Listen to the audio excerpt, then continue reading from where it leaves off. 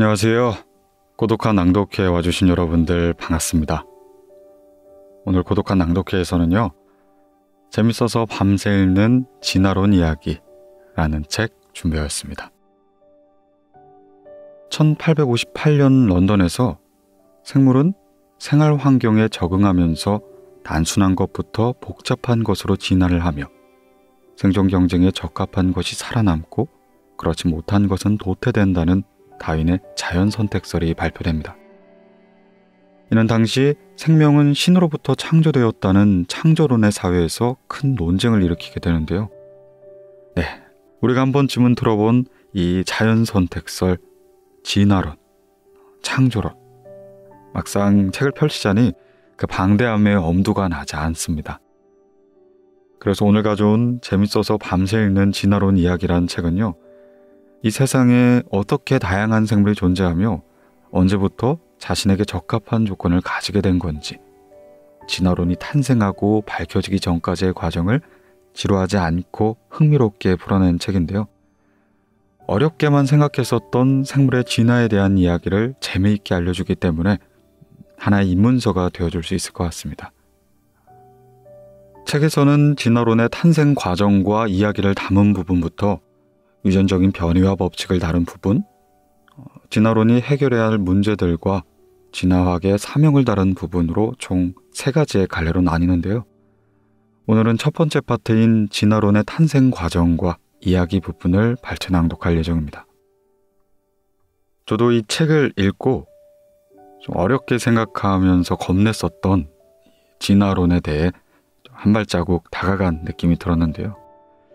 오늘 여러분들께도 그런 시간이 되었으면 좋겠습니다. 그럼 재밌어서 밤새 읽는 진화론 이야기, 오늘 고독한 낭독회에서 잠시 만나보시죠.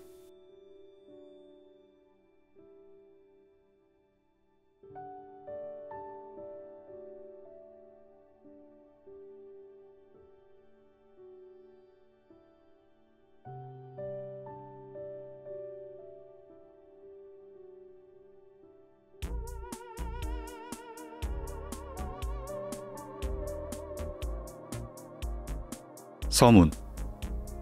생물은 왜 환경에 적응할까? 이 세계에는 정신이 아득해질 만큼 다양한 생물이 살고 있다.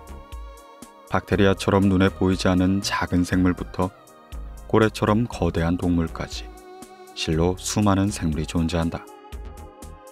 이와 같은 생물들은 매우 닮은 것들을 하나로 묶은 종이란 단위로 분류되는데, 이 세상에 대체 얼마나 많은 종이 있는지는 알 수 없다. 인간에게 친근한 곤충이라는 부류만 봐도 현재 약 175만 종이 과학적으로 기재되어 있으며 아직도 더 많은 종이 있는 것으로 짐작되고 있다. 하물며 박테리아류 등까지 포함하면 도대체 얼마나 많은 종이 있을지 짐작도 할 수 없을 것이다. 어떻게 이다지도 다양한 생물이 존재하는 걸까? 이 수수께끼를 밝혀내는 것이 생물학의 목적 중의 하나이다. 또한 생물에게는 또 하나의 신비가 있다. 각각의 생물은 자신들이 사는 장소에 매우 적합한 방식으로 살아간다는 점이다. 예컨대 나뭇잎 위에 있는 메뚜기의 몸 색깔은 기본적으로 주위 배경과 구분되지 않은 녹색이어서 천적의 눈에 잘 띄지 않는다. 바다에 사는 고래나 돌고래, 물고기들은 유전형의 몸과 물을 효율적으로 기르며 나아갈 수 있는 지느러미를 갖고 있다. 물론 이와 같은 예는 그 밖에도 얼마든지 있다. 요컨대 모든 생물들은 자신이 처한 환경에서 살아가기 적합한 몸을 갖고 있다. 생물학적으로 이것을 적응이라고 부른다. 왜 생물은 적응을 하는 것일까? 이 의문을 밝혀내는 것이 생물학의 또 다른 목적이다. 어째서 이 세상엔 이리도 다양한 생물이 존재하며 왜 그 생물은 자신이 사는 곳에 알맞은 특성을 갖추고 있는 것일까? 이것은 오래전부터 사람들이 흥미를 자아내던 문제이며 이에 대한 생각은 시대와 함께 변해왔다. 옛날의 사람들은 생물은 처음 만들어졌을 때부터 그 모습이었고 시간이 지나도 변하지 않는다고 생각했다. 그러나 비교적 최근 들어 생물은 처음부터 그런 모습이었던 것이 아니라 시간이 지나면서 변해온 것이 아닐까라고 생각하는 사람들이 나타났다. 그리고 우린 이러한 생각들을 진화론이라 부른다. 진화론은 왜 등장했고 어떻게 사람들에게 받아들여졌을까? 현대의 진화론은 생물의 다양성을 어디까지 해명할 수 있을까? 또한 진화론은 어떻게 새롭게 전개되고 있을까? 이 책은 생물의 다양성과 적응을 둘러싼 진화론의 모험을 되도록 알기 쉽게 해설한 것이다. 생물들은 인간의 상상을 초월하는 신비한 형태를 보일 때가 있다. 그런 생물의 신비한 생태와 함께 왜, 그리고 어떻게라는 과학이 해명해야 할 근본적인 관점에서 진화론의 역사, 가능성과 한계, 새로운 전개에 관해 설명해 나갈 것이다.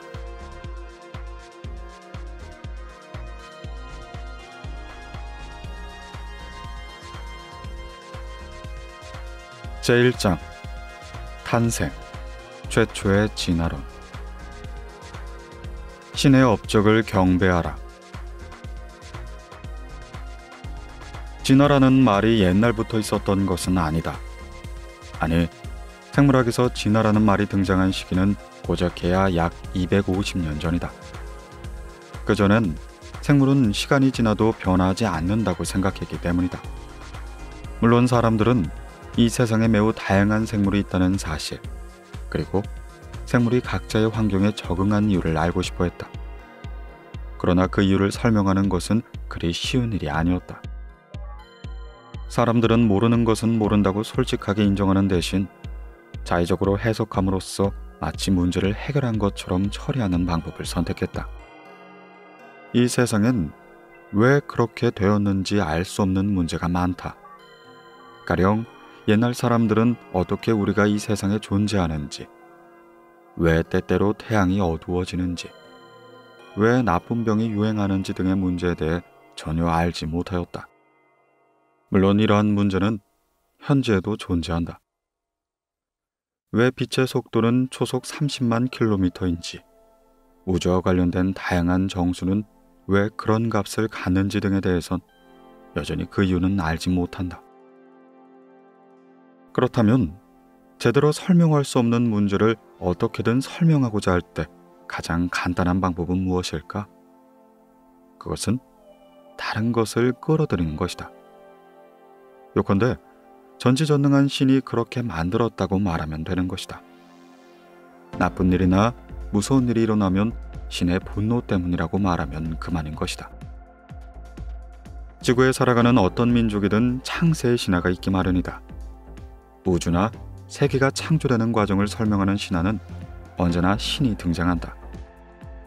이 세상은 신이 창조하였고 세상이 이렇게 움직이는 것은 전부 신의 뜻이라고 규정하면 고민할 필요가 없다. 그런 신화에 따르면 모든 것은 신의 뜻이다. 생물의 다양한 것도 환경에 적응한 것도 신이 그렇게 만드셨기 때문이다. 그러니 신의 업적을 경배하라는 식이다. 그래서 전지전능한 인격신을 숭배하는 기독교 문화권에서는 세상이 이런 모습인 이유가 전부 유일신이 그렇게 만들었기 때문이라 생각한다. 과학은 기독교를 기반으로 유럽 사이에 발전한 사상이다. 원래 과학은 세상이 얼마나 정교하게 만들어졌는지를 조사함으로써 신의 위대함을 증명하기 위해 탄생했다는 얘기도 있다. 어떤 사회든 태초에 세상을 만든 신화가 있다. 진화론 이전의 세계에는 생물의 다양성뿐만 아니라 적응까지 신이 그렇게 만든 것이며 옛날부터 현재 이르기까지 그 모습 그대로 존재해왔다 여긴다.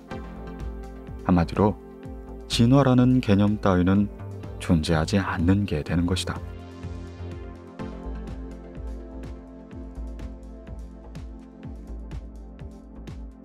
살아있는 동안은 끊임없이 변화한다. 생물은 처음부터 지금과 똑같은 모습이나 성질을 지니고 있으며 전혀 변화하지 않았다. 이것이 진화론 이전의 생각이었다. 우리는 이런 생각에 위화감을 느끼지 않았던 이유가 무엇일까? 여러 가지 생각을 해볼 수 있지만 가장 그럴듯한 이유는 수십 년이라는 시간이 지나도 생물은 변하는 것처럼 보이지 않기 때문일 것이다. 혹자는 어렸을 때 도쿄의 교회에 살았는데 그 무렵엔 근처에 다양한 나무들이 우거진 숲이 있어 그곳으로 사슴벌레나 투구벌레를 잡으러 다녔다.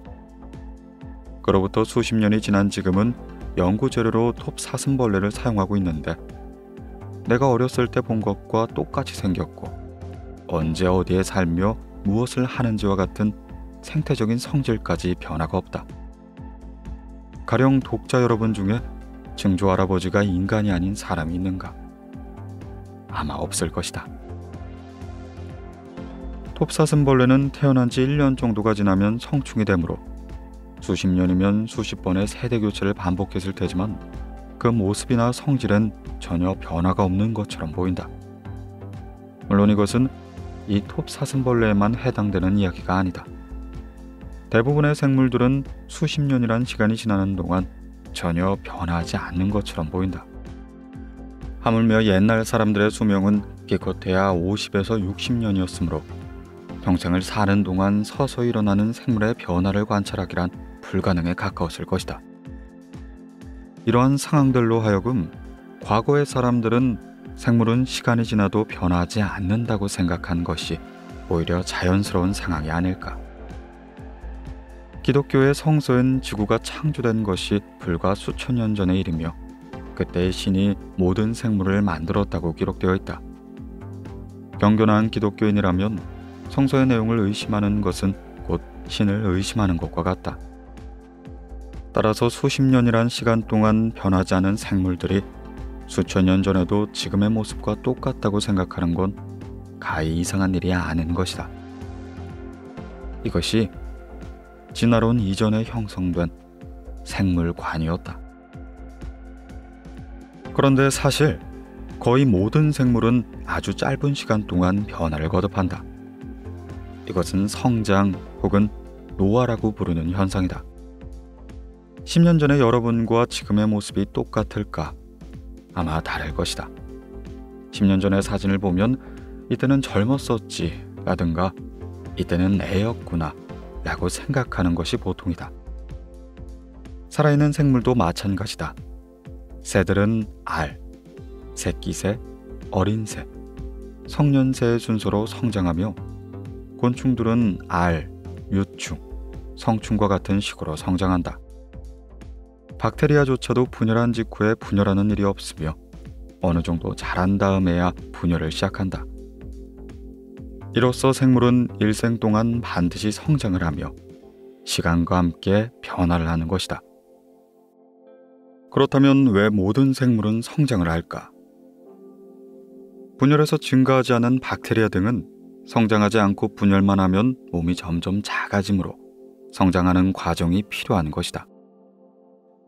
성장하지 않은 채 작은 몸으로 아이를 낳아도 괜찮을 것 같은 생각이 들기도 하지만 갓 태어난 아이가 자라지 않고 번식을 한다면 역시 몸이 점점 작아질 것이다. 결국 부모와 같은 크기의 개체를 재생산할 때는 어느 단계든 반드시 성장이 필요하다. 하여 생물들은 평생 동안 끊임없이 성장하는 존재인 것이다. 그럼에도 사람들은 오랫동안 생물이 변하지 않는다고 믿어왔다. 아마도 우리가 아는 모든 생물은 평생에 걸쳐 변화했지만 태어난 아이도 부모와 똑같이 변화하므로 생애라는 관점에서 보면 부모와 자식이 변하지 않는 듯 보였기 때문일 것이다. 앞에서 예로 든 톱사슴벌레는 수십 년이 지나도 옛날과 똑같이 알에서 태어나 유충으로 성장한다. 인간, 새, 말, 물고기 등 우리가 아는 모든 생물은 이런 생애를 반복한다. 그래서 옛날 사람들은 생물은 변하지 않는다. 종류의 차이는 있지만 어떤 한 가지 종류는 줄곧 변하지 않는다고 믿었던 것이다. 우리가 살아가는 동안 다른 종류가 되어가는 생물을 본 적이 없기 때문에 한 종류의 생물이 변하지 않은 채 계속 존재했다면 논리적으로 생각했을 땐 그 모습 그대로 존재해왔다는 얘기가 된다. 신이 생물을 탄생시켰다는 이론이 창조설이다. 이렇게 생각하면 생물은 변화하지 않으며 옛날부터 줄곧 그대로였다는 주장은 합리적이라고 생각할 수 있다. 과학의 세계에서 이론은 관찰 사실을 통해 부정되지 않은 타당한 이론으로 존재한다. 수십 년이라는 인간의 생애나 인류의 기억이 전해지는 2, 3세기 사이의 시간, 혹은 수백 년의 기록 등과 대조해봐도 어떤 종류의 생물이 변화했음을 관찰한 내용은 없기 때문에 생물은 옛날 그 모습 그대로 존재했다는 가설이 계속될 수 있었던 것이다.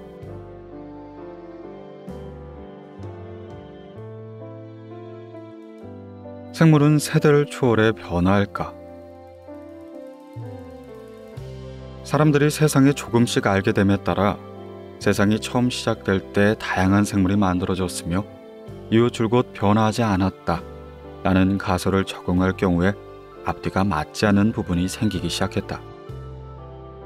먼저 지구의 역사는 성서에 기록된 것보다 훨씬 오래되었다는 걸 알게 되었다. 성서엔 지구가 창조된 시기가 지금으로부터 약 6,000년 전으로 나와 있지만 지질학적 조사 결과 그보다 훨씬 오래전인 수십억 년 전부터 지층이 쌓여왔음을 알게 된 것이다. 다시 말해 지구는 성서의 기록보다 훨씬 오래전에 탄생했다는 의미다.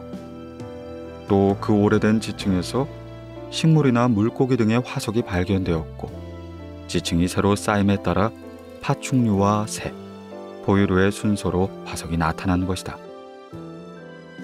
이러한 사실을 합리적으로 설명하려면 지구는 훨씬 오래전부터 존재했으며 생물은 단순한 종에서 복잡한 종으로 변화해왔다는 생각이 전제가 되어야 한다.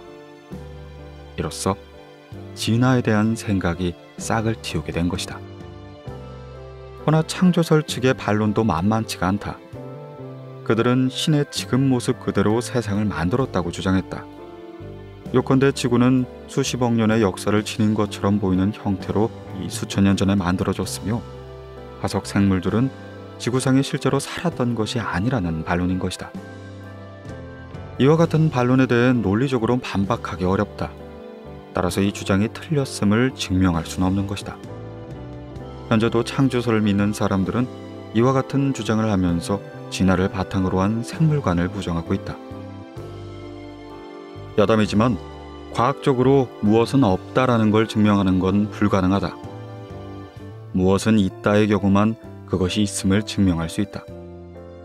가령 영국 스코틀랜드 네소에서 목격되었다는 정체불명의 괴물 내시는 수차례에 걸쳐 수색이 실시되었지만 한 번도 발견되지 않았다. 그러나 없는 것이 아니라 발견되지 않았을 뿐인 가능성을 부정할 수 없다. 같은 예를 들어 초능력, 영혼, 내시, 스태프, 세포 등이 없다는 건 증명할 수 없다는 얘기다. 그러나 지구에 관한 과학적 지식이 늘어남에 따라 어쩌면 생물은 변해온 것이 아닐까 라는 의문을 품는 사람들이 등장했다. 그런 생각을 가로막는 것은 우리가 알고 있는 한 다른 생물로 변하는 생물은 발견된 적이 없다는 사실뿐이다. 앞에서 예로 든 톱사슴벌레처럼 우리가 아는 생물은 수십 세대, 수백 년을 거쳐도 전혀 변화하지 않는 듯 보인다. 생물은 세대를 초월해도 변하지 않는다는 건 관찰되어 있는 사실로선 부정할 수 없지 않은가. 허나 화석으로 발견된 생물은 현재의 생물과는 그 모습이 달랐다. 만약 화석 생물이 애초에 화석으로 창조된 것이 아니라 과거에 그런 모습으로 살았던 생물이라면 과거와 현재의 생물은 서로 다른 모습인 셈이다. 요컨대 생물은 시간의 흐름에 따라 그 모습을 바꿔왔다는 뜻이 된다. 이러한 변화설을 과학적인 관점으로 생각하면 생물은 어떤 메커니즘으로 세대를 초월해 변화하는가를 해명해야 한다. 또 생물엔 적응 현상이 있으므로 그 메커니즘을 설명할 때 왜 적응이 일어나는가 라는 것도 동시에 설명해야 할 것이다. 진화학의 역사에서 이러한 조건을 만족하는 가설을 처음 제시한 사람은 프랑스의 박물학자인 장 라마르크였다.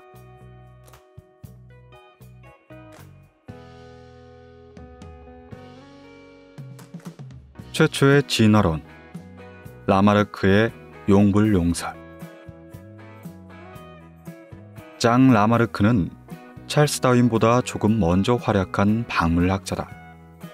그는 생물이 시간이 지남에 따라 변화하는 메커니즘을 공리하여 다양성과 적응의 진화를 설명하는 학설을 최초로 공표했던 학자이다. 쉽게 말해 생물이 환경에 적응하기 위해 자주 사용되는 특정한 형질은 유전된다는 가설인데, 그 학설을 용불용설이라 부른다. 얼마 전까지 고등학교 생물교과서에는 용불용설이 최초의 진화학설로 등장했지만 다윈의 진화론이 옳다는 것이 밝혀짐에 따라 소개되지 않게 되었다. 그러나 진화론의 역사를 고려했을 때 다윈에 앞서 논리적이고 정합적인 가설을 최초로 제안한 용불용설의 역사적 의의는 사라지지 않는다. 또한 최신 생물학의 입장에서는 그의 용불용설이 반드시 틀린 것은 아닐 것이라는 가능성도 제기되고 있다. 이에 관해선 뒤에 다시 설명하겠다. 라마르크의 학설은 단순하다. 생물의 개체는 성장하면서 분명히 변한다는 것이다. 그의 아이디어에 바탕이 된 것은 성장 경험한 것이 생물의 형태와 성질에 영향을 준다는 사실이다. 예를 들어 몸을 단련한 사람은 근육이 발달해 우람한 체격이 되고, 단련하지 않은 사람에 비해 할 수 있는 일도 다르다. 이와 같은 후천적으로 획득한 형질이 어떤 형태로 자손에게 전해진다면 생물은 세대를 초월해 변화하게 되는 것이다. 게다가 필요에 따라 획득한 형질이 전해진다면 어떤 환경에서 자주 사용하는 형질은 전달되는 반면 그렇지 않은 형질은 퇴화해 사라지게 된다. 이 용불용설은 시간에 따라 생물이 변화하여 다양성을 획득해 나간 이유, 그리고 다양한 생물이 환경에 적응한 이유를 모두 설명해준다. 따라서 과학적으로 맞는지 틀린지 확인될 수 있는 가설로서 과학적 연구의 대상이 될 수 있었던 것이다. 또한 창조설과 크게 다른 점이라 볼 수 있다. 즉 용불용설은 과학적인 가설인 셈이다. 용불용설의 핵심은 경험을 통해 획득한 형질이 과연 다음 세대에 계승되는지의 여부다. 이것이 성립된다면 용불용설은 원리적으로 맞는 가설이 되기 때문이다. 그러나 운동으로 근육을 발달시킨 동물을 번식시킨 결과 그 자식은 근육이 발달한 상태로 태어나지 않았다. 운동을 시키지 않는 개체의 자식과 크게 차이가 없었던 것이다. 몇 차례 검증이 실시되었지만 획득 형질의 유전을 지지하는 결과는 나오지 않았다. 아무리 논리적으로 이치에 맞더라도 사실이 뒷받침해주지 않으면 그 가설이 맞다고 인정할 수는 없다.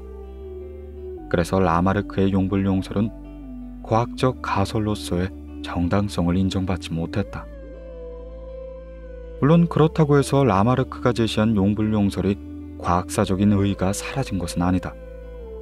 과학의 역사에서는 다양한 가설이 제출되고 검증되는 가운데 모순이 없는 것만 살아남는다. 기존의 과학적 가설로 성립될 수 없었던 생물은 신이 창조했으며 줄곧 변하지 않는다 라는 가설 대신 논리적으로 타당성이 있으며 검증 가능한 과학적 가설인 용불용설은 절대 잊어서는 안 된다. 또 생물은 진화하지 않는다는 생각을 극복하고 생물의 진화를 과학적 논의의 영역으로 끌어올렸다는 과학사적인 의의도 역시 잊어서는 안 되는 것이다. 진화론은 어떻게 진화하였는가?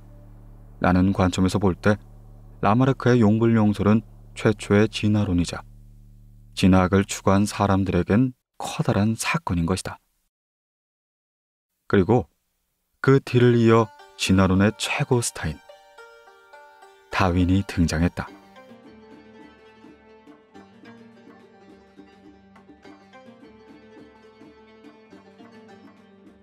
진화론의 최고 스타 다윈의 진화론.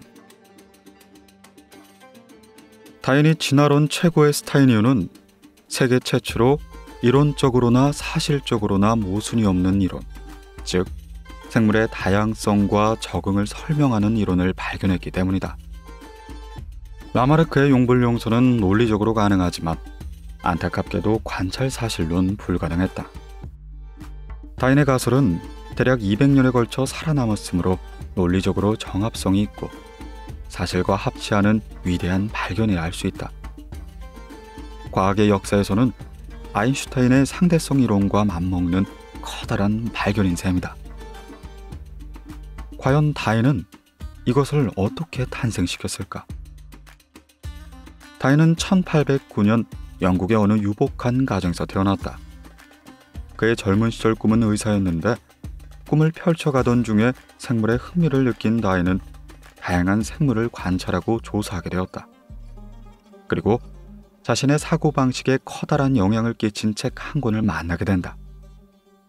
찰스 라이엘이 쓴 지질학의 원리라는 책이다. 이 책은 산이나 강 등의 지형이 어떻게 만들어졌는지를 설명한 것으로 산과 골짜기가 있는 울퉁불퉁한 지역은 하루아침에 만들어진 게 아니라 아주 느리게 변하면서 수백 년에 걸쳐 조금씩 지금의 모습을 갖춰나갔다고 설명한다. 느린 속도로 진행되는 변화가 오랜 세월 끝에 커다란 변화로 이뤄진다. 다인은 이런 발상을 생물에 대입한 것으로 추측된다. 말하자면 지질학의 원리를 읽은 뒤에 다인의 머릿속에는 그렇다면 생물도 조금씩 오랜 시간에 걸쳐 변한 것이 아닐까. 사람들이 생물은 변화하지 못했다고 생각한 이유가 매우 오랜 시간에 일어나기 때문에 그걸 미처 깨닫지 못함이 아닐까 라는 생각이 싹 든 것이었다. 그 후 다인은 자신의 운명을 바꾸는 여행을 떠나게 된다.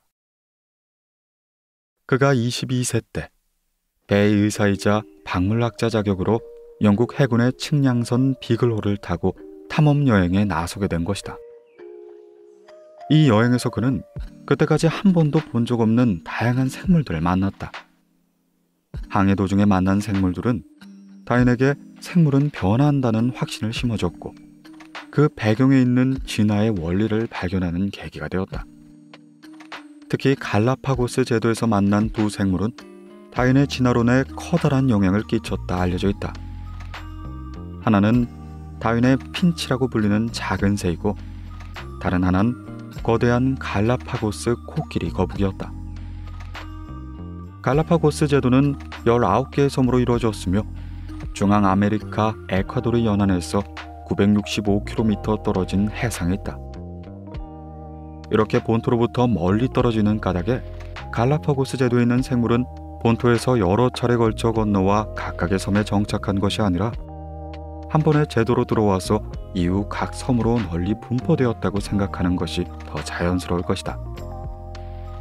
갈라파고스의 다양한 섬을 방문한 다윈은 생물들이 각 섬의 환경에 맞는 생김새를 하고 있다는 사실을 발견했다.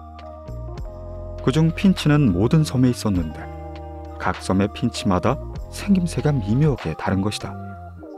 특히 부리의 모양은 크게 달랐다. 길쭉하고 뾰족한 부리부터 굵고 짧은 팬츠처럼 생긴 부리까지 다양한 것이었다. 부리가 가늘고 뾰족한 핀치들은 주로 벌레를 잡아먹었다. 그 핀치들은 가늘고 뾰족한 부리를 능숙하게 이용하여 나무 구멍 속에 사는 벌레들을 쪼아먹었다. 한편 부리가 굵고 짧은 핀치들은 나무 열매를 먹었다.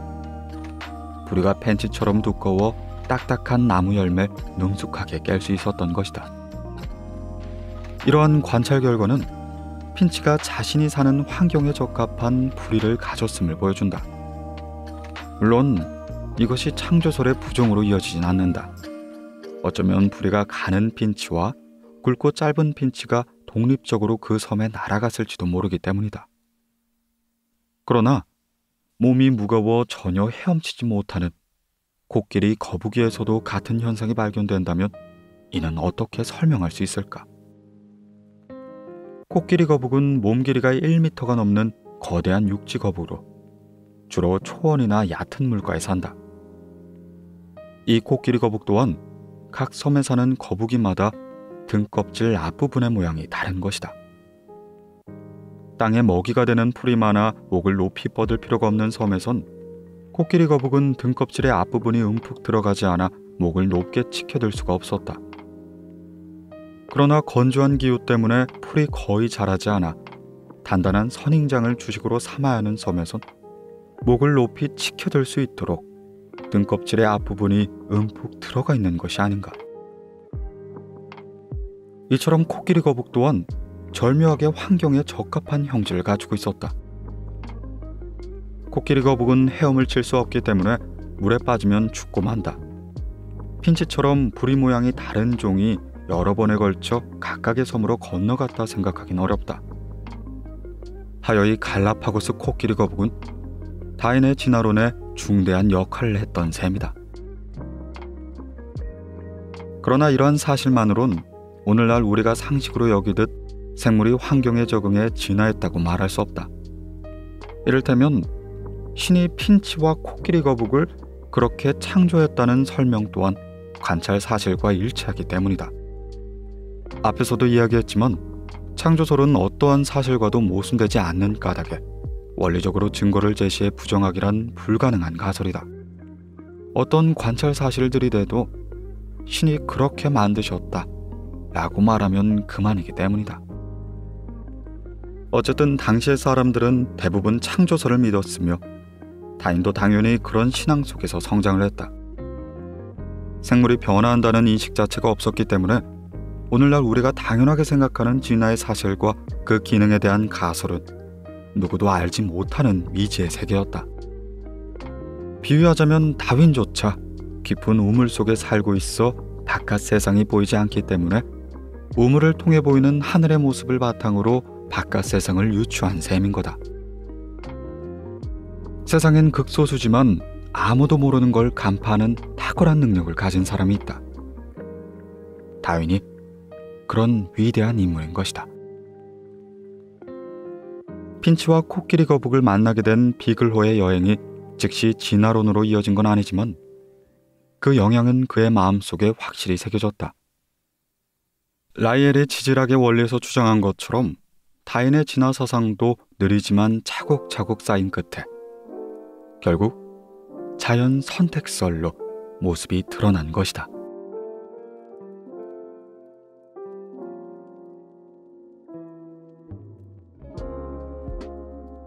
환경에 적응한 개체만 살아남는다. 자연 선택설. 비그로 항해 중에 여러 탐사 활동을 하고 영국으로 돌아와 다양한 생물을 관찰한 다윈은 점차 생물은 서서히 변화한다는 확신을 품게 되었다. 그렇게 생각하면 오래된 지층에서 새로운 지층으로 갈수록 점점 발달된 생물의 화석이 출토되는 것도 설명할 수 있다. 그러나 어떻게 해서 변화하는지 논리적으로 설명하지 못한다면 진화의 원리를 제시하는 과학가설론 성립되지 못했다. 다인이 문제의 답을 찾는데 커다란 영향을 받았다고 생각하는 것이 품종 개량이다. 당시 영국의 상류 계급 사이에서 비둘기를 교배시켜 특정 성질을 지닌 개체를 선택함으로써 새로운 생김새의 비둘기를 만들어내는 것이 유행이었다. 교배와 선택을 통해 품종을 개량하는 것이다. 비둘기뿐만 아니라 인간의 친구인 개 역시도 품종 개량을 통해 다양한 품종이 만들어졌다. 예컨대 아주 작은 치아와와 대형견인 세인트 버나드는 똑같은 종이라고 생각되지 않을 정도로 생김새가 매우 다르지 않은가.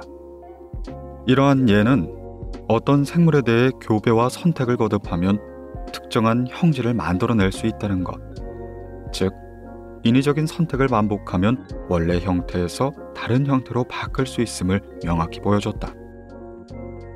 이런 품종 개량의 지식을 토대로 다인은 다음과 같은 생각에 이르렀다. 자연 속의 생물도 어떤 원리에 따라 선택되어 형질이 변하는 일도 가능하지 않을까? 자연에서 생물이 선택될 수 있을까? 있다면 어떻게 가능할까? 이것이 다인이 답을 찾아내야 하는 마지막 의문이었다. 그리고 수많은 생물을 조사해온 다인은 생물이 어떻게 탄생해서 성장하는가에 주목함으로써 이 난간을 돌파하게 된다.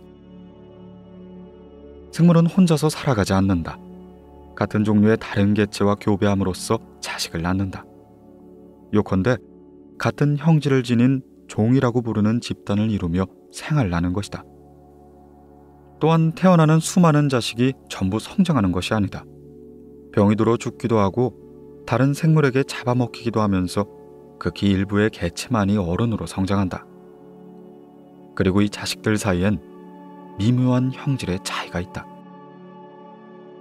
동물이나 생물을 관찰하는 것으로 이것을 잘 이해할 수 없을지 모르지만 인간의 자녀가 저마다 다르게 생겼고 저마다 다양한 개성과 다양한 재능을 지녔다는 걸 생각하면 이는 쉽게 이해할 수 있다. 미묘하게 다른 수많은 자식 가운데 살아남는 개체는 극히 일부에 불과하다. 그렇기 때문에 그 환경에서 효과적으로 살아남을 수 있는 성질을 지닌 개체가 성장 과정에서 선택을 받는다. 이것이 자연 선택의 발견이다. 지금까지의 요점을 정리해 보도록 하자. 생물에겐 교배가 가능한 동종의 개체가 많이 있다. 그리고 태어난 수많은 자식 가운데 어른이 될 때까지 살아남을 수 있는 개체는 극히 일부이다. 태어난 자식 가운데 다른 개체보다 현재 환경에서 살아남기 적합한 성질의 개체가 있다면 그 개체는 살아남을 확률이 높을 것이다. 즉 평균적으로 좀 더 환경에 잘 적응한 개체만이 살아남을 수 있다는 말이다. 수많은 자식 가운데 극히 일부만이 살아남기 때문에 생물 사이에선 생존을 건 경쟁이 벌어진다. 이것을 우린 생존 경쟁이라 부른다. 생존 경쟁이 거듭되면 품종 개량과 완전히 똑같은 원리로 그 환경에 적합한 성질을 지닌 개체가 늘어나게 되는 것이다. 고로이 생물의 평균적인 성질이 서서히 변화함으로써 좀 더 환경에 적응한 형태가 되는 것이다. 다만 아직 한 가지의 관문이 남아있다. 라마르크의 용불용설이 인정받지 못한 이유는 부모가 경험을 통해 획득한 성질이 자녀에게 전달되지 않기 때문이다. 다윈의 자연 선택설도 선택받은 성질이 자녀에게 전해지지 않는다면 그것이 아무리 유리한 성질이라 해도 다음 집단엔 사라져버리게 된다. 요컨대 변화가 일어나지 않는 셈이다. 물론 다윈 또한 이 점을 잘 알고 있었기에 그 문제에 대한 확실한 답변을 준비했다. 당시의 유전체제는 아직 밝혀지지 않았지만 인간의 경우 자녀는 태어날 때부터 부모를 닮는다. 이 사실을 바탕으로 다윈은 형질의 유전은 분명히 존재하며 그렇게 유전되는 성질만이 자연 선택을 통해 적응 진화한다고 생각했다. 이처럼 치밀하게 구성된 논리 구조야말로 다윈이라는 인물의 성격과 위대함을 잘 말해주는 증거이다. 이렇듯 조금씩 순서에 따라 논리를 서서히 조립한 결과 생물에 관한 인간의 이해를 극적으로 바꾸는 커다란 산맥이 모습을 드러낸 것이다.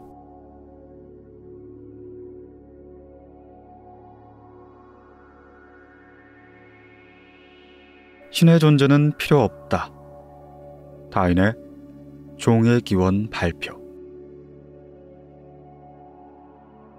다윈은 자신이 발견한 자연 선택에 따른 진화 가설을 좀처럼 발표하지 않았다. 예관에선 다양한 추측이 있는데 자연 선택설에 따른 진화 가설은 신의 존재가 필요 없기 때문이라는 이유도 있을 것이다. 대부분 사람이 창조설을 믿었던 당시 사회 분위기에서 신의 존재가 필요 없다고 말하는 가설은 매우 위험한 행동이었다. 지동설을 제창한 갈릴레오 갈릴레이처럼 종교 재판에 회부되진 않겠지만 증거도 없이 발표했다간 신을 두려워하지 않은 이단자라는 딱지가 붙어 불이익을 당할 수도 있었다. 신중한 성격이었던 다윈은 더욱 다양한 생물을 관찰하며 자신의 자연 선택설에 모순이 있지 않은지를 끊임없이 검토했다. 물론 완전히 비밀로 감췄던 건 아니다. 당시 친한 동료 과학자들에겐 자신의 아이디어를 털어놓고 토론을 하기도 했다. 그렇게 세월이 점점 흘러 다윈이 58세가 되었을 즈음 놀라운 소식이 날아들었다. 엘프리드 러셀 웰리드라는 젊은 탐험가가 다윈의 자연 선택설과 같은 견해 논문을 쓰고 다윈에게 그 논문의 발표를 의뢰하는 내용의 편지를 보내온 것이다. 이렇게 되자 수십 년이나 신중하게 검토를 거듭해온 다인 역시 가만히 있을 수는 없게 되었다. 다인은 동료 과학자들의 조언에 따라 1858년 런던 린네 학교에서 월리스와 공동으로 자연 선택설에 관한 논문을 발표했다. 또 1859년엔 종의 기원이란 제목의 책을 출간하여 자연 선택설을 공표하기 이르렀다. 이 일화는 지금의 관점에서 보면 조금 교활한 행동으로 보이기도 한다. 과학계에서는 처음으로 논문을 쓴 사람을 발견자로 여기기 때문이다. 이 규칙을 엄밀히 적용한다면 자연 선택을 발견한 사람은 다윈이 아니라 월리스가 된다. 그래서 학계에선 다윈이 월리스의 업적을 훔쳤다고 말하는 사람도 있다. 허나 두 사람은 이 건에 관해 여러 차례 의견을 교환했으며 월리스도 공동으로 논문을 발표하는 것에 수긍을 했다고 한다. 다윈이 월리스와 다른 점은 실제로 방대한 종류의 생물을 관찰함으로써 자연 선택설이 현실을 얼마나 설명할 수 있는지 엄밀히 검증했다는 것이다. 덕분에 종의 기호는 다윈 진화 사상의 집대성이라고 할 수 있는 책이 된 셈이다. 다윈은 그 책에서 자신의 가설을 지지하는 사실뿐만 아니라 자연 선택설로선 설명할 수 없을지 모르는 예까지 소개했다. 가령 개미나 벌의 부류는 여왕만이 알을 낳고 일개미나 일벌은 알을 낳지 않는다.